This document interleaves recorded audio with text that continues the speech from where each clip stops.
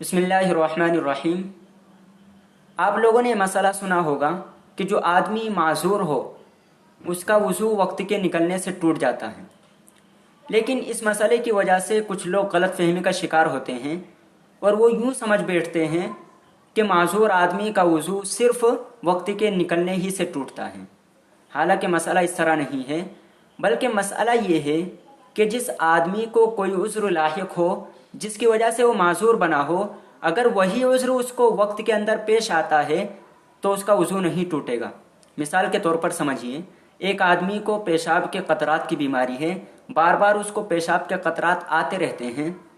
तो अब अगर उसने मिसाल के तौर पर समझ लीजिए कि 1 बजे उसने वज़ू किया, तो अब 1 बजे वज़ू करने के बाद उसको अगर पेशाब के कतरात आते हैं तो इसकी वजह से उसका वज़ू नहीं टूटेगा ज़ोहर के आखिरी वक्त तक, यानी जब तक ज़ोहर का वक्त बाकी है तो उसका वज़ू पेशाब के कतरात की वजह से नहीं टूटेगा। जैसे ही ज़ोहर का वक्त ख़त्म हो जाएगा तो उसका वज़ू टूट जाएगा।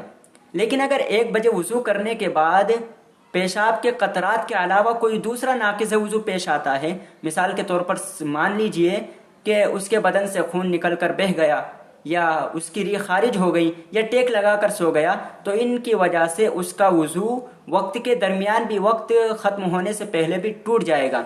हवाले के लिए आप देखें बेहश्ती ज़ेवर सफ़ा नंबर 70, इसी तरह नूरुल ईज़ा सफ़ा नंबर 178 के हाशिए पर आप देख सकते हैं। इसी तरह बिन्नौरी टॉन के फतवे में आपको ये मसाला मिल जाएगा।